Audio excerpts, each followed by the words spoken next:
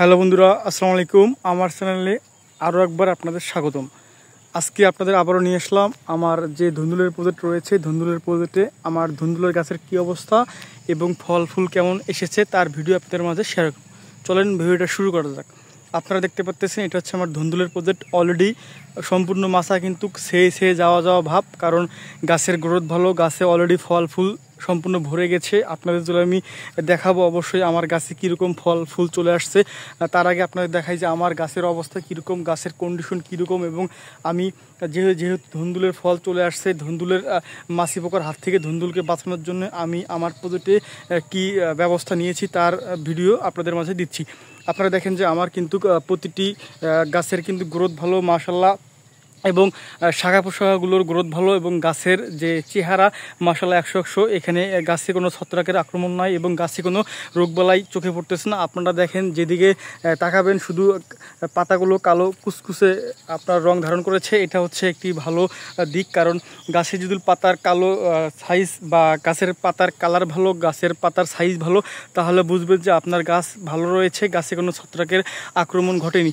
আর আপনাদের যদি আমি বলি যে আমার মাছা কিন্তু 3 ভাগের 1 ভাগের মতো অলরেডি সেয়ে যাচ্ছে। আর আপনাদের যদি আমি দেখাই যে যেদিকে শাখা পোশাকা গিয়েছে সেই দিকে শুধু ধুন্দুল বের হচ্ছে। আপনারা দেখেন যে এই গাছটিতে মাশাআল্লাহ অনেকগুলো ধুন্দুল রয়েছে। আমি যদি আপনাদের নিচে নিয়ে যাই যে এই গাছে কীরকম ধুন্দুল রয়েছে, আমি এখন আপনাদের আমার যে ধুন্দুলের প্রজেক্টের নিচে রয়েছে আমি নিচে আপনাদের দেখাচ্ছি যে এই গাছটি দেখেন মাশাআল্লাহ ধুন্দুল বের হয়েছে। আমি অলরেডি গতকালকে খাবার জন্য এখান থেকে প্রথম আমি ফল হারভেস্ট করেছি। আমার গাছের বয়স আজকে মেবি আপনার 32 কি 33 দিন হতে পারে। এর মধ্যেই কিন্তু আমি গতকালকে খাবার জন্যে আমি ফল হারভেস্ট করেছি। আর আপনারা দেখেন যে গাছে কিন্তু প্রচুর ধুন্দুল চলে আসছে। আপনারা দেখেন যে যেদিকে তাকাচ্ছেন যে পরিমাণ গাছ রয়েছে প্রতিটি শাখা পোশাকার মধ্যে কিন্তু মাশাআল্লাহ ধুন্দুল চলে আসছে। এবং আপনারা দেখেন যে প্রতিটি গিটে গিটে ধুন্দুল। আপনারা যদি আমি এখান থেকে দেখাই যে মাশাআল্লাহ এখানে শুরু হয়েছে, এখানে একটি দেখা যাচ্ছে, এই গিটে একটি দেখা যাচ্ছে, এই গিটে একটি দেখা যাচ্ছে, এইখানে একটি বের হয়েছে কিন্তু এটি মারা যাবে। আপনারা দেখেন এইখানে একটি ধুন্দুল বের হয়েছে, এখানে একটি ধুন্দুল বের হয়েছে, এখানে একটি ধুন্দুল বের হয়েছে।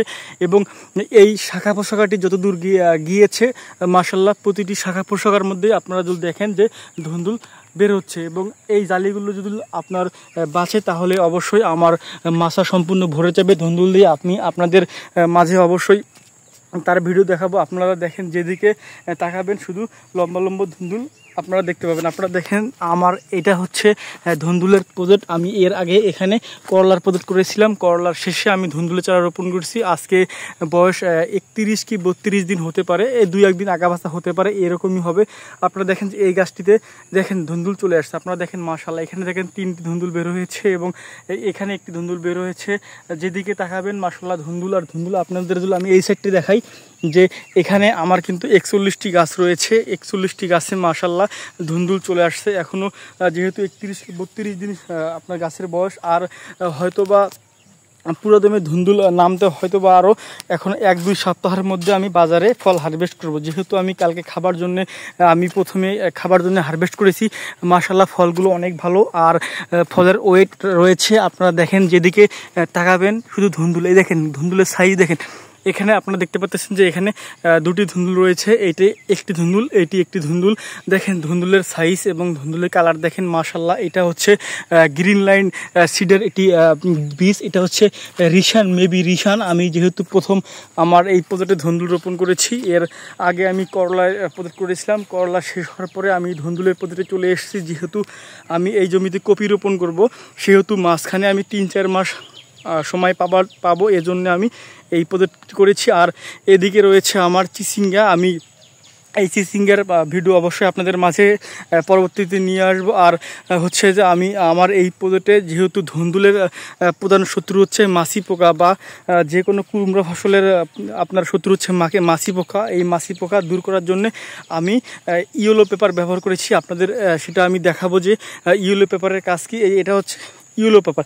এখানে এক ধরনের আঠা দেওয়া আছে, এই যে মাছি পোকাগুলো রয়েছে এই মাছি পোকাগুলো এখানে এর আকর্ষণে এখানে এসে বসলে আর মাছি পোকাগুলো যেতে পারে না।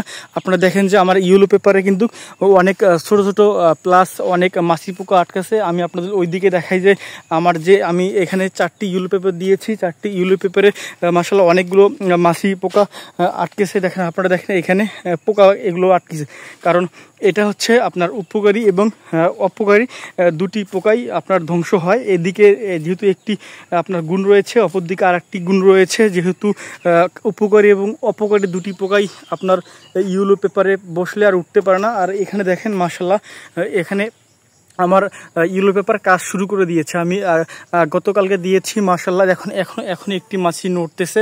আর মেঘবি শত্রু হচ্ছে এগুলো, আপনার এগুলোর জন্যই কিন্তু ফলে হুল ফুটে, এগুলো আপনার যখনই ফলে হুল ফুটে ডিম দিবে তখন ওই ফলটা আস্তে আস্তে নষ্ট হয়ে যাবে এবং ওর মধ্যে কিরা তৈরি হবে। আপনারা দেখেন যে মাশাআল্লাহ এটা হচ্ছে ধুন্দুল, মাশাআল্লাহ অনেক সুন্দর এবং আমার গাছ সম্পূর্ণ সেজে আপনারা দেখেন যে কি সুন্দর ধুন্দুল বের হয়েছে। এগুলো জ্বালা ধুন্দুল বের হয়েছে। আশা করি এগুলো মোটামুটি 1 সপ্তাহ খানেকের মধ্যেই বড় হয়ে যাবে। অবশ্যই আপনাদের মাঝে আমি আগামীতে ধুন্দুল কীরকম ধরেছে তার ভিডিও নিয়ে আসবো। এতক্ষণ আমার ভিডিও দেখার জন্য আপনাদের অসংখ্য ধন্যবাদ। আসসালামু আলাইকুম।